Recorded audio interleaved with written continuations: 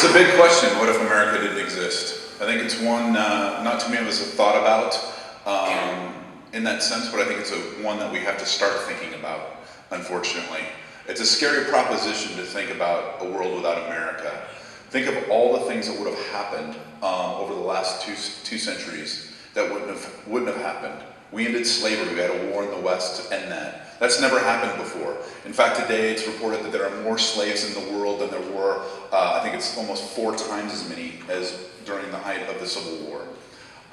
Had America not entered into World War I or World War II, we think of how Europe would have been different during that time. And even today, where we're at right now, we're facing the prospect of America not being around. Now, the trailer shows a situation there with a British sniper. And believe it or not, that's a true story. Patrick Ferguson, on September 11th, interesting date, 1777, right before at the Battle of Brandywine, had George Washington in his sights, and he chose not to take the shot. And I can tell you, having done enough research on Washington for this movie, which he plays a major role in it, America would not have existed without him.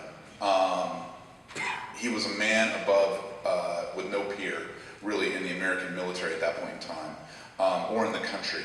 And so without a Washington, it is very hard to think of America having gone through the American Revolution of where it was at. Remember, it was Washington who showed up in his military outfit to the Second Continental Congress, saying, he didn't say a single word, he just stood in the corner and basically said, "I'm here, guys, I'm ready to fight, we need to make a move." John Adams recognized it, nominated him to be the commander-in-chief, and we didn't even have an army at that point in time. So again, without a Washington stepping in and being prepared to fight the war that he did and what he did, America would not be here.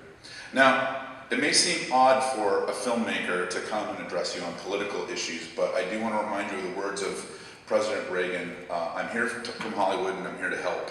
So that shouldn't scare too many.